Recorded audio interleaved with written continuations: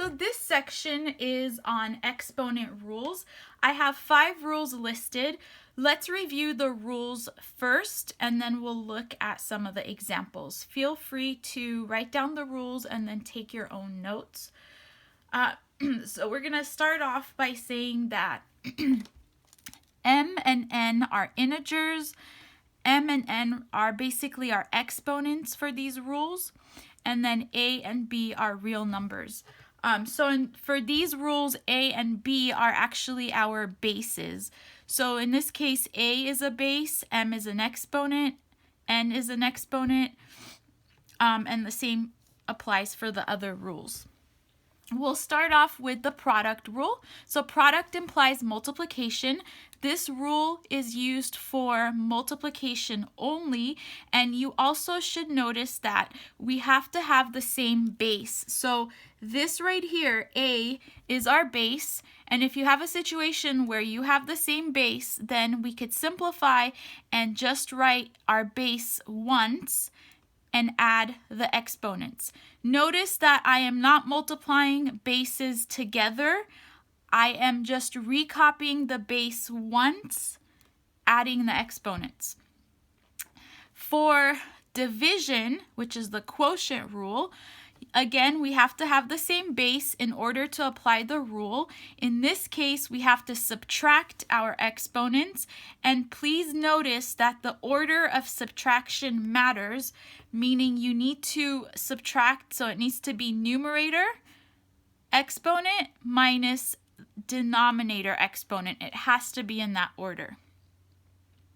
The third rule has 3 consequences, and so the power rule is basically used when we have an exponent on the outside of these parentheses, and you need to have just one term on the inside of the parentheses, or a division. So for the power rule, we are essentially multiplying our exponents. If you have just one variable or one number inside the parentheses, then we essentially just multiply our exponents together and we get a to the m times n, no parentheses. If we have a situation where we have 2 variables that are multiplied inside the parentheses, then we basically do the same exact as the first part. You multiply your exponents. I put a note here. It says if you don't see an exponent, it is assumed to be 1. So when we write the rule here, we just assume that a and b have exponents of 1. We don't normally write 1, but we could just include it here for the rule. And so remember, for the power rule, for any of these, we're always multiplying our exponents. So it's 1 times n and 1 times n, so we get a to the n, b to the n. The exponents on the inside do not have to be 1. They could be other numbers, as you will see in the examples. The next one is for division. So same type of an idea. We have an exponent on the outside and then we have parentheses. And for the way that we write the rule, we assume the exponent for a is 1 and the exponent for b is 1. And again, we are multiplying. So 1 times n gives me a to the n. 1 times n gives me b to the n. So we just get a to the n over b to the n power. The fourth rule applies when we have a 0 exponent. So if you have a base raised to the 0 exponent, then that's equal to 1, assuming that the base is not 0. So that's the condition. As long as your base is not 0, then a to the 0 is 1. So anything to the 0 power is 1 as long as the base is not 0.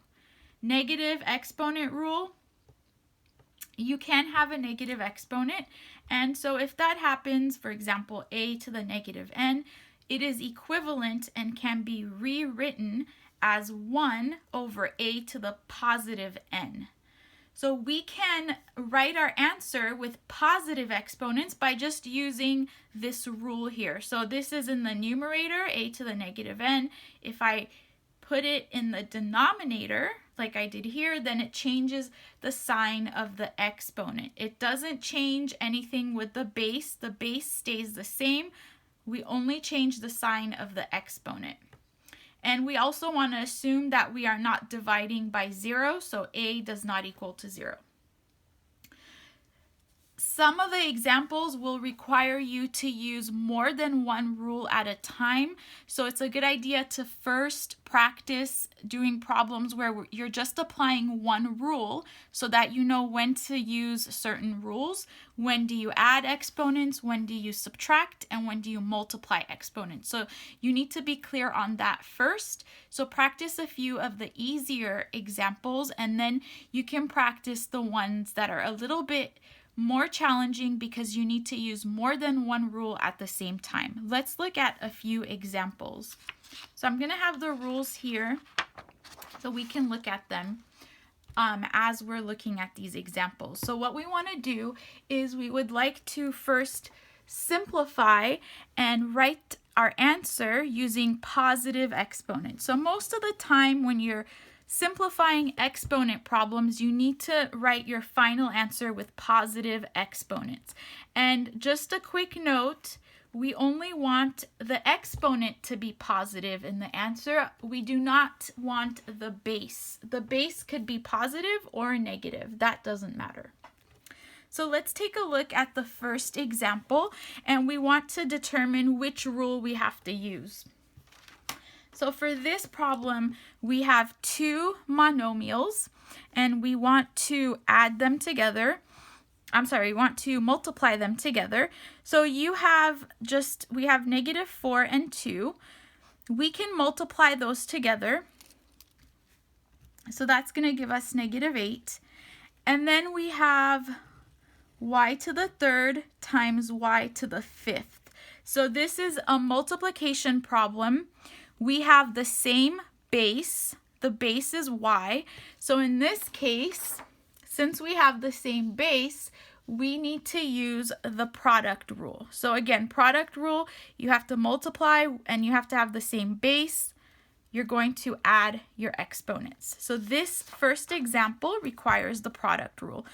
So remember, for the product rule, you write your base once and you add your exponents. I am just writing out all the steps. You can do these in your head if you want, but your final answer is going to be -8y to the 8th power, and that is our final answer.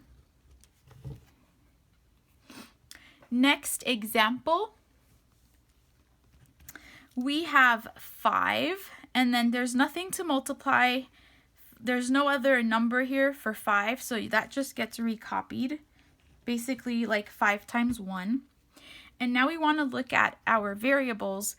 So remember, since we are multiplying, we will use the product rule again. However, we have different bases, and so we can only add the exponents for the bases that are the same. I have x squared and x to the 4th. Those are the same base, so then we would write x to the 2 plus 4. Then I have the other base, which is y, and y to the 9th. If you don't see an exponent, remember it is considered to be 1. You could put it in or not, it's up to you. And so we're going to, again, you write your base once and you add your exponents, 1 plus 9. And then we just write our final answer. So we have 5x to the 6th and y to the 10th.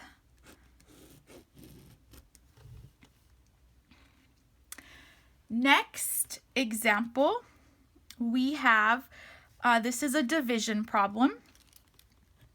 In terms of 4 and 20, I can just reduce those. That reduces to 1 over 5, so I can reduce those.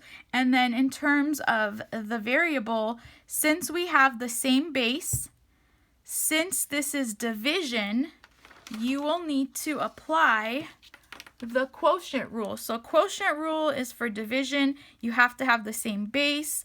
You write your base once, and we subtract our exponents in the order m minus n. So let's go ahead and do that. First, I'm going to reduce, so it's just 1 over 5. And then you have x. And if I write out my steps, it's 10 minus 9, which gives us just x to the first power, or I could just write x over 5. You can also, if you want, write 1/5 x, where x is in the middle. So x is either in the numerator or it's in the middle next to the fraction, not in the denominator. Next example. This is a division problem. We have 3 different bases. So 3 different bases with division requires us to use, again, we use the quotient rule, and we subtract our exponents for the same base. So we're going to use the quotient rule. However, we probably will need to use 2 other rules, and let's see what those rules are. But let's subtract the exponents first. So we have x to the 12 minus 10. Then we have y to the 13 minus 15. Then we have z, and then the exponent we subtract. So we get 8 minus 8. And then, of course, we need to simplify this. So we have x squared. We have y to the negative 2, and then z to the power 0. So we use the quotient rule, but we notice that our answer here has a negative exponent, and we also have a 0 exponent. So we need to use the 0 exponent rule, and we also need to use our negative exponent rule. So remember, to use the 0 exponent rule, we have to remember that the base a can't be 0. So I want to also include here that in the directions, we're going to assume that x, y, and z are not 0. Okay, so as long as that's given, so I'm telling you the bases x, y, and z are not 0, then we could use the 0 exponent rule. And so in this case, I need to rewrite y to the negative 2 and z to the 0. So x squared stays the same. Y to the negative 2, again, going back here, we need to apply the negative exponent rule, which means we're going to write 1 over and then write our base, change the exponent to positive.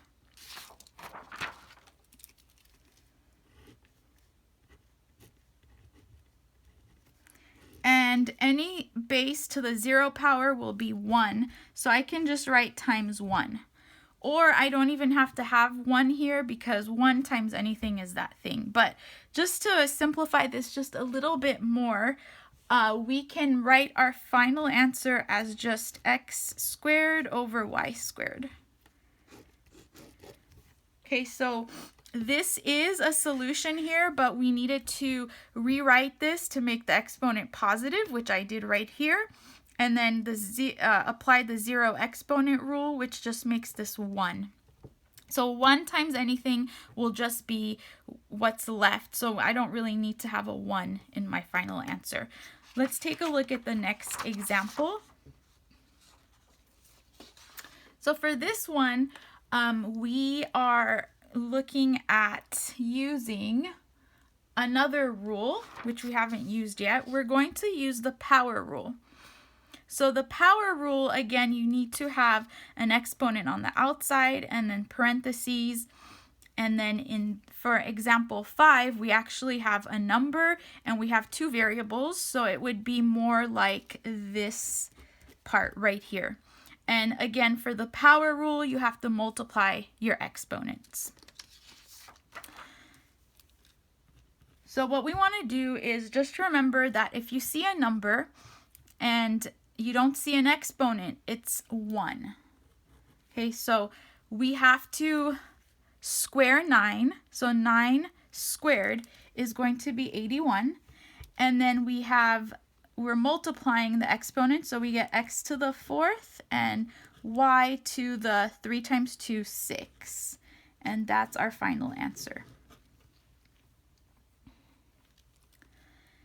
Next example, we have same type of example as number 5.